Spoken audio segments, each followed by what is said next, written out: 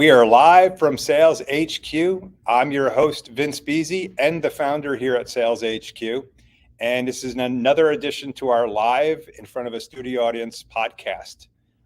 For those of you who haven't been to Sales HQ before, we are a co-selling community specifically designed for high-performing sellers and sales teams. Our first location is here in the Raleigh-Durham area, but we also offer a number of networking events to the public as well. So what is Sales HQ?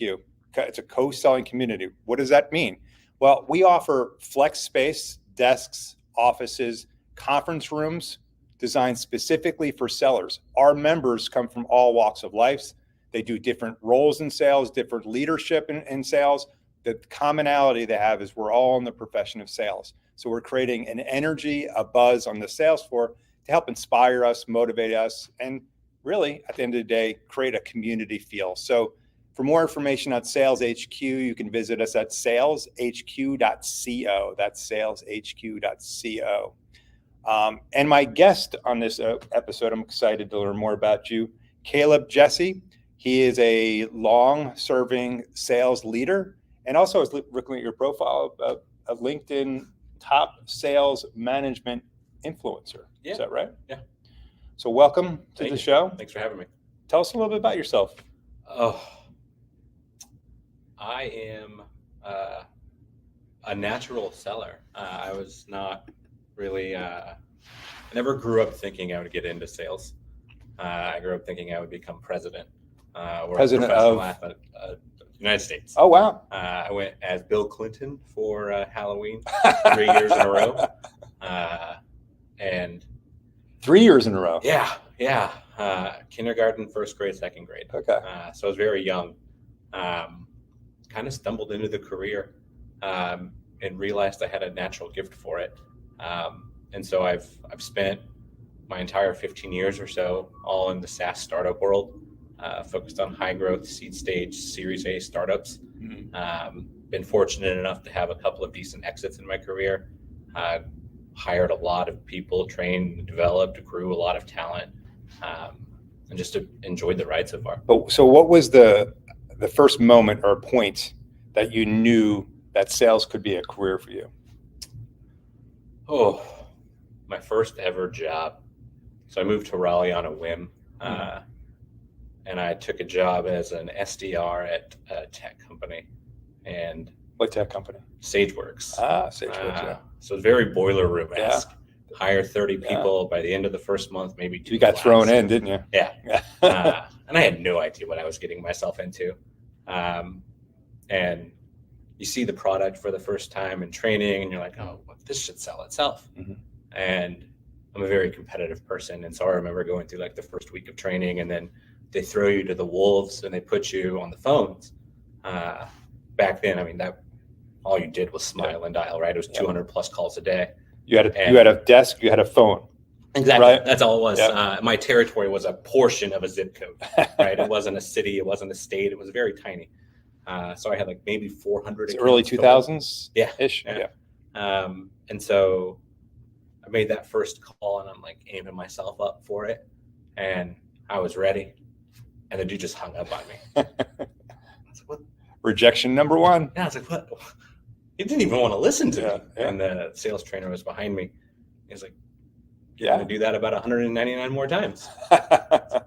Really? And so this competitive spirit in me was like, well, they're not going to get the best of me. Like, I'm going to get people to talk to me. I'm going to develop myself here.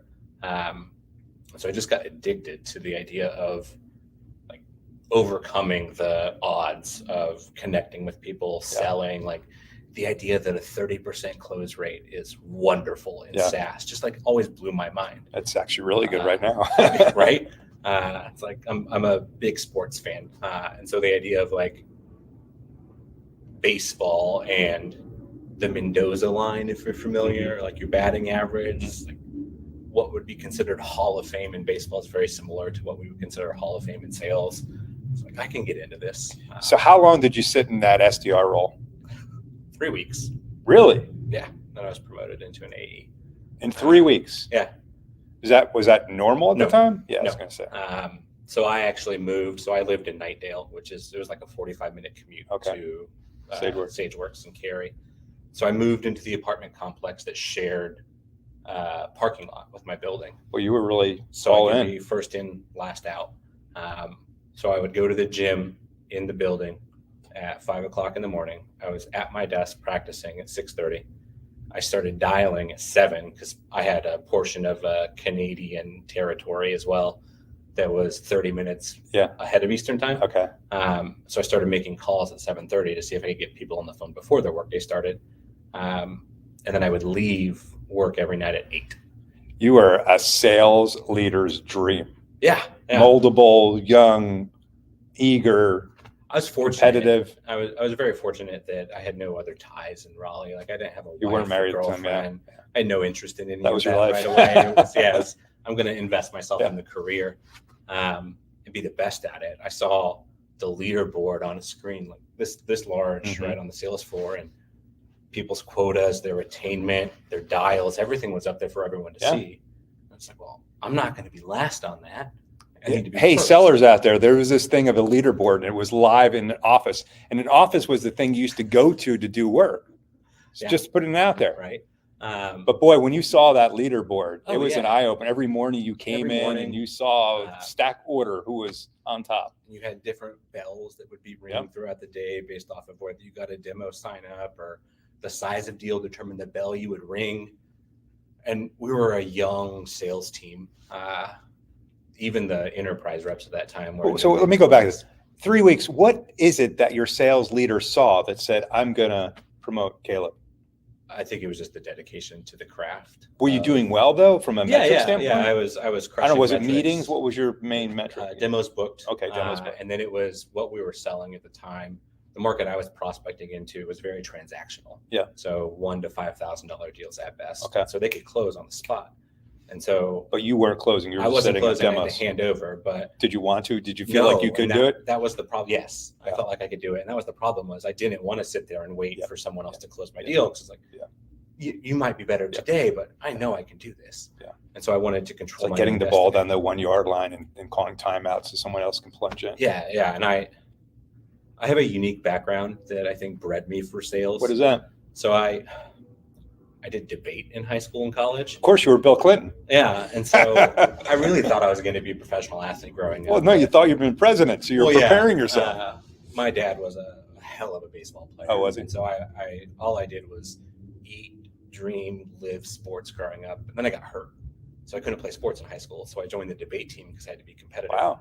And I was just as competitive in debate. And so debate, people have this conception of you're very argumentative. Yeah. You're just not, right? And it didn't matter whether you had the right argument or not, or whether you were right or wrong. It mattered the judge in the back of the room, what they believed. And so you learned very quickly that your opinion did not matter. You had to convince that person back there to vote for you. Mm-hmm. And everyone has preconceived notions about everything. So every judge operates differently. Yeah. So what works in front of Vince isn't going to work in front of Kaleb potentially. So you master this art of communication, listening, and persuasion. And so I was fortunate enough to go from high school debate to getting a full ride scholarship in college to do debate. So I went to school at Western Kentucky University, which doesn't sound great. It's a wonderful institution. Go Hilltoppers. Hilltoppers. But passed up really good schools to go to a state school. Because they were like the Yankees or the Red Sox, the Mets of the debate world, where just money, right? Resources. Okay. We had a massive debate. So wait, you got a scholarship? Yep. Full scholarship? Full ride scholarship. Really? I went to school like 2.5 days a week. I traveled the world. That's the rest incredible. Of the time debating. So Western Kentucky had the best school in the country. We just won national title after national title as a team. And you just get so used to That's interesting. this winning atmosphere. But we hadn't won the individual debate title in 12 years. Mm-hmm. I won it my senior year. So I was the individual national champion. They offered me a graduate assistant coaching spot. I coached the next 2 individual champions and 4 team national championships. Dude, can I give you a tip? Yeah. Why is that not on your LinkedIn profile, the top? People just don't understand it. Well, it's very relevant to sales. Yeah, And so, yeah. I mean, For sure. And I think that's the interesting thing for me is like in exploring opportunities and companies and jobs, like for me, it's just getting in front of people because I'm so much better face to face. I assume that debate also teaches you don't take it personal. Oh, 100%. Right? 100%. You can't take it personal. And I've made arguments that I don't believe to be true. You don't take this home with your wife, do you? No. You're constantly debating your wife? Absolutely not. I'm as passive as they come. Happy wife, happy life. We need to have you in here one of these days. I do a master class once a month. Yep. It would be great to have you focus on debate, how it's relevant to sales. Yeah, 100%. So I think that's everyone loves to, in sales, loves to do the acting out. What are we calling it? Role plays. Thank you. But like that would be fun. Separate the room, pick your leaders, and have a sales debate. 100%. That's interesting. 100%. So you took your athletic competitiveness, turned it all into debate, became a team champion, individual champion, and the coach of a couple of champions as well. So then when did you and why did you leave Western Kentucky? That's a great I assume it didn't pay well. No, it wasn't bad, right? So like as a graduate assistant, you're making like $19,000 a year plus your master's is free, right? Right. Well, that's a pretty good deal, yeah. But it's the weekends are never yours. The nights are never yours. The topics are always evolving. So everything that's happening in the world around you shapes your debates, right? And so like you have to always be on. Right. I loved it. So there's a tremendous amount of research. 100%. Right. I mean, you prepare for every scenario. Mm-hmm. And so like you probably spend 1,000 hours researching and preparing for things you're never going to use, that never get used. Sounds like sales. Very much so. If you're doing it right. And so the director of debate was retiring from the activity. He was a young guy. One of my best friends was in my wedding. He was moving to New York City because he was burnt out on the activity. And the director's job was opening. And I was thinking, maybe I want to do this.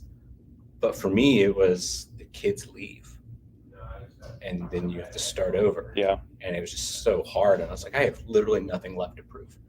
The pay wasn't bad as a director of debate. You make like $90,000 to $100,000 a year. You could teach on top of that. I was like, no, I think I might go work for the city. The mayor of Bowling Green was one of the professors at the master's program I was in. I was like, I think I'm done with debate for right now. I can go out on a high. Yep. Nothing left to prove.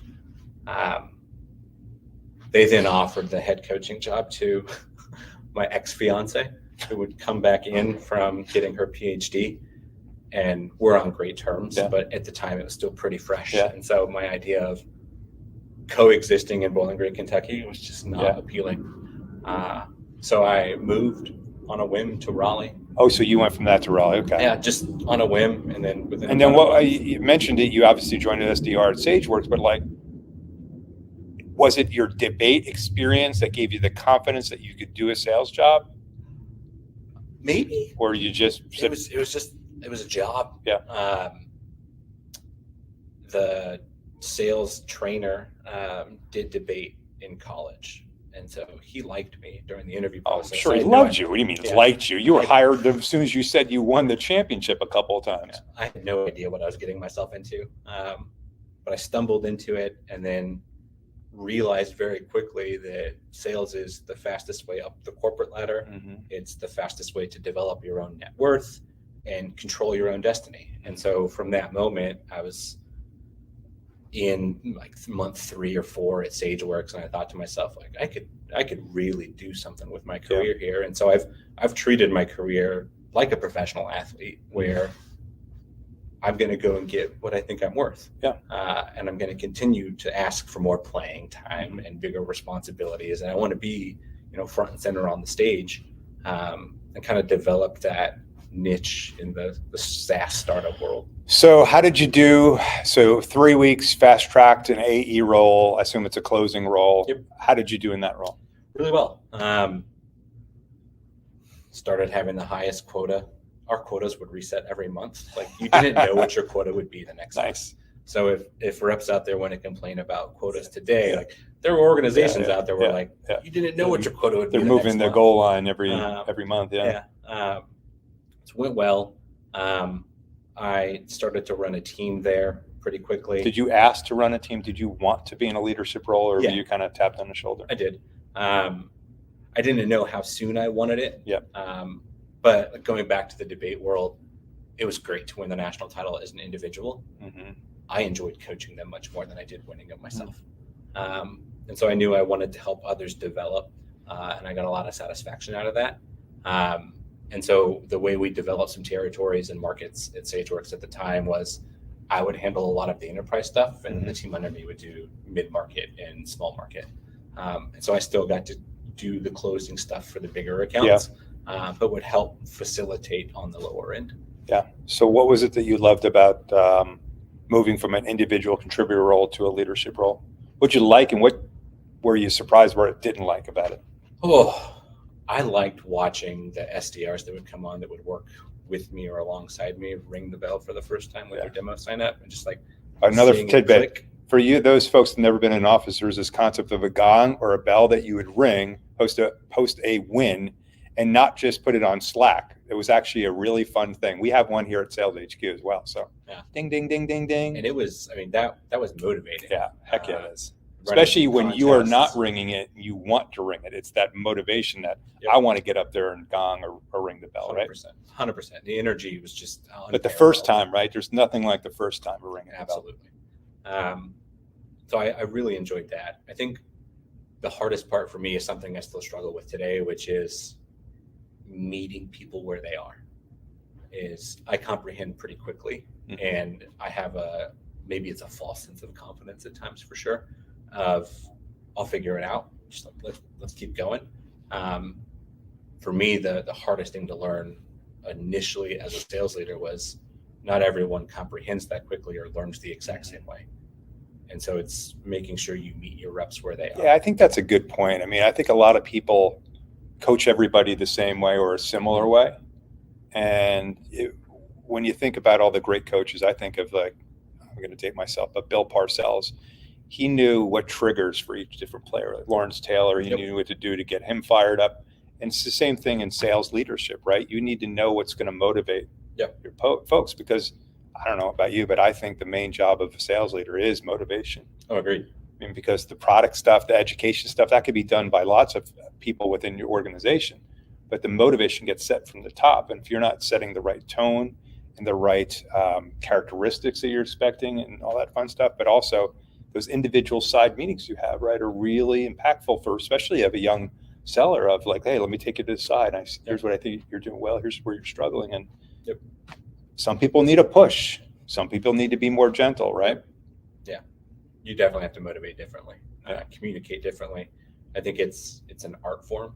I don't think we do near enough of it today. Yeah. I think we rely on technology too much. We don't do it as much, and I hear it every day out on the floor, because most of the folks in here are remote sellers, and I think it's a challenge for sales leaders that are running a remote team, because you don't have the benefit of, like, you're both going to the kitchen to grab a cup of coffee, and in that 5-10 minutes you have, you get a lot accomplished. Oh, yeah. And the face-to-face is more impactful than the Zoom 100%. that we have. So, to me, the recommendation for folks is that once a month, once a quarter, whatever it is, some frequency that you get together with your team, your individuals, because you got to create that relationship. You got to create that bond, that trust that you can only get, I think personally, from being face-to-face. I would agree. Don't you? Yeah. So I assume you're going to tell us you did really well in the leadership assistant at Sage. And what's the next? Yeah, what's the next goal for you? What at that point you're in leadership? You've done SDR, a quota carrying job. Now you're leading a team. Yep. What did you see as your next kind of career ambition or goal? I wanted to keep in the sales leadership realm. SageWorks was not sunsetting a product, but shifting focus at the time to financial institutions and not accountants. And so there wasn't really an opportunity to continue to grow and to go into the banking side. I would have had to start all over. I maybe should have, but I left, ironically, through Lee and Will Barfield. Got me hooked up with Relias Learning, who was part of the Vista Equity portfolio. And I went there to run a post-acute care sales team selling an LMS and content. and thought they're a little bit more established, they're growing, they're continuing to acquire companies. It's a chance for me to continue to grow and develop. We took the worst performing team in their oldest vertical and made it their best performing team pretty quickly. Then I left out of spite. I was young and arrogant at the time. I didn't know any better. Imagine that. Right. And I think it's just the age of instant gratification and needing things to happen faster than they have to. I was never like that.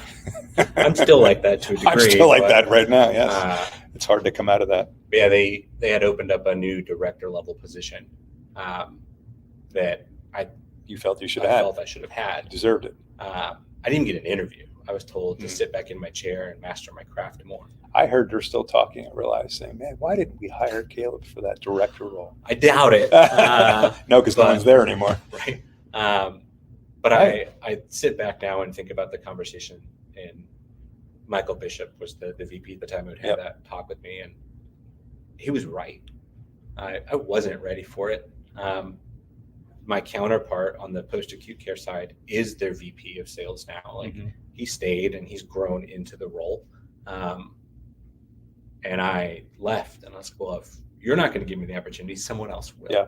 And you're not wrong. I'm not wrong. Right. But sometimes to move up the ladder, you have to move out of the company. Yeah. Maybe you left prematurely, but regardless. I think that's the one premature move I've made in my career was that one. I think I could have or should have stayed. I don't regret it by any means. I learned some good lessons. How many years at that point were you at Reliance? A year and a half or so. Okay. And I'm still in Sage. You were at for a couple of years. Yeah. 3 or 4 years, something like that. 2. Okay. So I'm still pretty young, right? Very impatient, right? But it's the competitive spirit of like I know I can do it. So I went to a small startup. We got acquired pretty quickly, and then went to another small startup that was positioned for sale, but the buyer was getting acquired, and so Vista swallowed us into a sister company. And then I just kept looking for the next unicorn. And so I would take very risky roles. I'd been fortunate enough to build up enough personal net worth to where I can afford it. Well, let's talk about that, because that's what I find interesting right now that's going on in this tech economy is that hiring for sales roles has slowed down. Yep.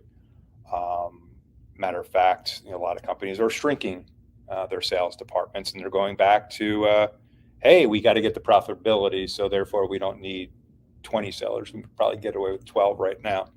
So I have a lot of folks that are members or thinking about members that are between jobs, and the one thing that's coming back to haunt them a little bit, I see over the last 3 years, we've had 2 or 3 different roles. Now, I don't know about you, but I think it's kind of unfair during just prior to the pandemic period, through the pandemic and post-pandemic, to be overly critical of sales leaders or salespeople that went to earlier stage startups, took a risk to try to build something, to build a market or take a product to market, and then say, hey, you jumped around a lot in the last 3 years. Yep. I hear that a lot right now. And then these companies, last point I'll make, and I'll get your feedback, is because these companies only have select spots opening, they can use that or throw that at somebody as a criteria or a criticism of their skill, where someone is sitting at a company for 3 years, but maybe isn't as ambitious or whatever it is. The other person that could be really hungry and do a good job is not getting even a swing. I mean, they're not even getting past the qualification or the application process, right? Yep. So are you seeing that? Are you feeling that yourself? Yeah, 100%. It's still early for me. Because you joined a startup not that long ago. Yep, about 9 months ago. We did some good things. It wasn't a fit at the end of the day. But again, it was a seed stage company. Yep. And I've had a few of those now in the past 5-6 years, where whether it's not getting the Series A and realizing, hey, I'm too expensive now and I need to remove myself, or the market tanking and making cuts. It is difficult now. I think So what do you do in regards to your story? Are you looking for a new opportunity? So what is it that you're doing in regards to your narrative, your story, that is resonating with people, that's getting around this? Oh, you're at that company for 9 months, Caleb, what's going on, right? Yeah. I think it's getting them in touch with the people I was working with and the customers I served. I think that's important. I think. So you have references that are customers that would speak to. 100%. That's awesome. 100%. I think team members from the last few opportunities. People that reported to you? Yeah. And colleagues, yeah. Mm-hmm. I think the biggest challenge is getting that conversation, to have those additional conversations happen. I think our entire system is broken right now in terms of how recruiting is done and applications are received. Like, I don't want people to get disheartened when they go on LinkedIn and they look at the open roles and they see 600, 700, 800 people have applied for it. I wouldn't waste your time if I were you. And you know what's happening is when you get that amount of people applying, that there's some ATS in the background that has prerequisite screening that it's going to go through. And 9 times out of 10, give it a week, you'll get the nice auto rejection email. I think I set a record yesterday. So I just started looking about maybe 10 days ago. I took a few weeks, enjoyed time with my kid.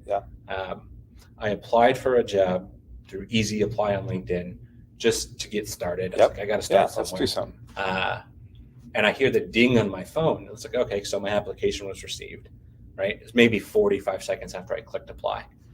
And it wasn't, it was received. It was a rejection from that company already. And the funny thing is, it's like, after careful consideration. Okay, cool. So I'm glad you brought up this topic, because tomorrow night here, we're hosting a networking event. And the title of the networking event is Never Have to Apply for a Job Again. And it's a catchy title, but what we're trying to uncover is like, look, it is tough. What you're describing is real. Like, algorithms and AI is just throwing people out of the whole process. They don't know anything about you, really, other than careful consideration, right? So what we're going to talk about is there's things we all should be doing. So when I don't know about you, but I've always found my best opportunities through my network. 100%. Hey, I know this guy, Vince, he's out in the market, talk to him. Or directly somebody I used to work with, I used to know, those have always been the best opportunities for me. Or I also consider recruiters that I have a personal relationship, part of your network. So it's not just, direct. And so that's one of the topics we're going to talk about tomorrow is like, you need to be part of the community. You need to start really building long-lasting relationships like you've done with your customers, obviously, and with your colleagues, because the days are gone of working for a company for, if you work for a company for 3 years, that's like 30 equivalent back in the day. So you better make sure you're constantly working at building your network and building these relationships. And then when the tech economy comes back, because it will get normalized, there's going to be lots of opportunities. Set yourself up for walking into an opportunity as opposed to being one of 1,000 applications on LinkedIn, which is ludicrous. Rough. Yeah, it's rough. But I would agree. I think. So what do you do personally for your network? Like, are you actively, what are you doing things right now to grow it, to enhance it? 100% try to enhance it. I've neglected my own personal brand for a couple of years. Because it didn't fit the market in terms of what I needed to do online and in the presence. So I'm working through some of that right now to reestablish it. But I think once I get serious about getting my next opportunity lined up, I think it'll be through my network. I've tinkered with the idea of my own organization. I registered the LLC. I bought the domain. I'm just not. I don't know if I'm ready to fully lean in on my own yet. And it's not a question of could I do it or anything like that. It's just I don't think I've proved what I want to prove yet. I want one more go round on the rocket ship. You got a lot of runway in front of you, my friend. So you got lots of time. Trust me. Before you wrap this up, now you kind of gave us something. I always ask, one of the last questions I ask my guest is, tell us something interesting about yourself. Interesting is the right word, that most people don't know about you. Now that you got us with the whole debate thing, like that was gold. I don't know if you have anything That's more interesting than being a champion debater. I tried to play golf professionally. Okay. And very quickly realized that my best was the people I was playing with's worst.